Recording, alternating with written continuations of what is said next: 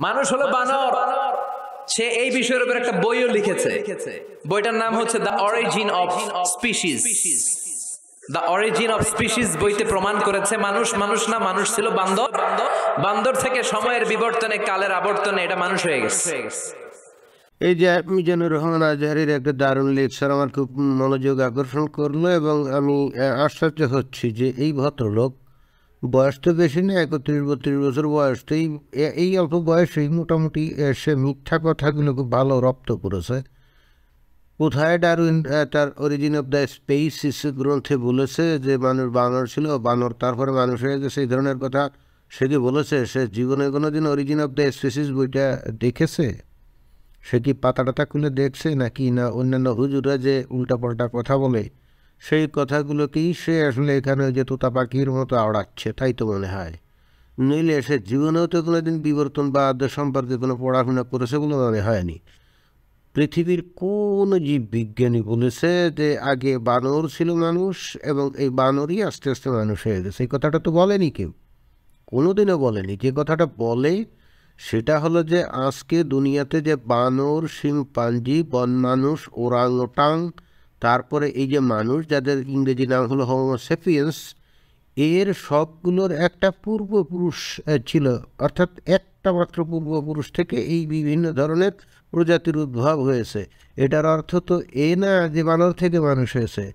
তো এই ধরনের কথা কোনো বিজ্ঞানী বলেনি, অথচ এখানে এই যে মিজানুর রহমান সে কিন্তু এটাই চাপিয়ে দিচ্ছে, যে কথা আপনি বলেননি সেই কথা আপনি বলেছেন বলে সে দাবি করে তখন আপনাকে ভুল প্রমাণ করার চেষ্টা করা হচ্ছে।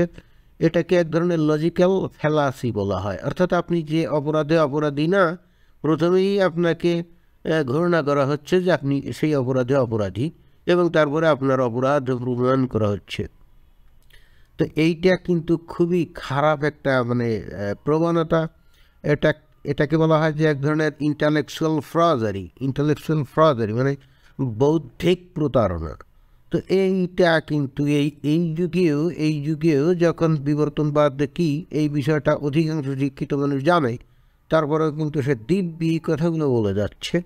তো এটা আমাদেরকে বিস্মিত করে। আমি এই ভুল ধারণা ভাঙার জন্যই কিন্তু এই বক্তব্যটা দেওয়া। আমি আসলে যেটা বলতে চাই, কে বিবর্তনবাদ বিশ্বাস করলো আর না করলো সেটা তার ব্যক্তিগত ব্যাপার, করলে করুক, না করলে না করুক, ইটস আপ টু দেম। কিন্তু কথা হচ্ছে যে একটা জিনিসকে আপনি ভুলভাবে উপস্থাপন করে বা বিকৃতভাবে উপস্থাপন করে তারপরে আপনি সেটাকে ভুল হিসাবে প্রমাণ করবেন, এটা তো কমপ্লিটলি একটা কি বলা যায়, এটা আমার কাছে মনে হয় যে এটা ক্রিমিনাল অফেন্স। ওই যে আইসিটি আইনে কি আছে না, যে আপনি যদি কোনো ধর্মের এক অনুভূতিতে আঘাত দেন কারো, তাহলে তার বিরুদ্ধে মামলা টামলা হয়ে যায়, তারপরে জেল হাজত ফাঁস। তো এই যে বিজ্ঞানীদের দীর্ঘদিন গবেষণালব্ধ ফলাফল, যা তারা সারা জীবন কাটিয়ে দিয়েছে এর পিছনে যেগুলো আবিষ্কার করতে, যে জিনিসগুলো তাদের জীবনে নাওয়া খাওয়া ঘুম হারাম করে তারা এগুলো আবিষ্কার করেছে, কঠিন পরিশ্রম করেছে, এবং করেই তারপরে এই তথ্যগুলো তত্ত্বগুলো তারা প্রকাশ করেছে।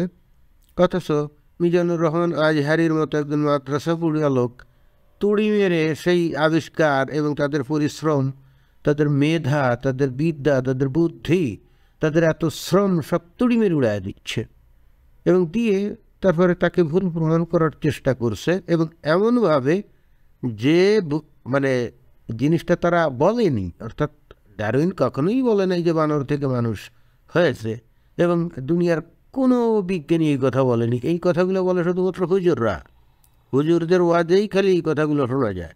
তো দেখি তারপর কি বলে।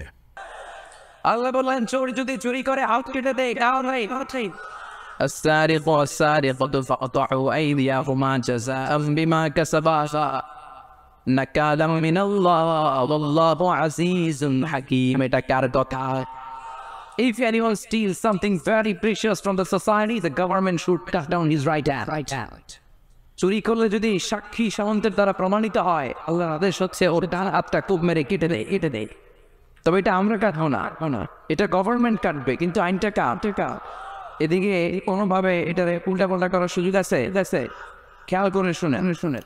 ঠিক আছে, বুঝলাম যে কেউ চুরি করলে তার হাত কেটে দেবো, কিন্তু কেউ যদি মুখে জেনে শুনে একেবারে বুঝে উদ্দেশ্য প্রণোদিতভাবে যদি মিথ্যা কথা বলে, প্রতারণা করে, যেমন তুমি এইমাত্র করে যাচ্ছ, ডারউইন যে কথা বলেনি সেইটা তার মুখে বসিয়ে দিয়ে তারপরে তাকে মিথ্যা প্রমাণ বা ভুল প্রমাণ করার যে প্রচেষ্টা করলে, তো এটাকে কি বলে? তাহলে তোমার কি জিহ্বা কেটে দিতে হবে এখন?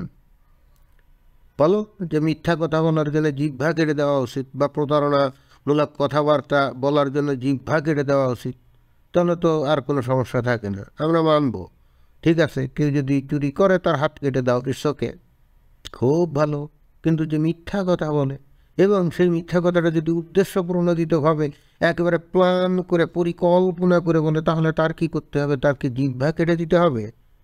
মনে হয় যে এখানে এসে তোমার আর কিন্তু আর ওই আল্লাহর বিধানের উপরে আস্থা থাকবে না, তাই না?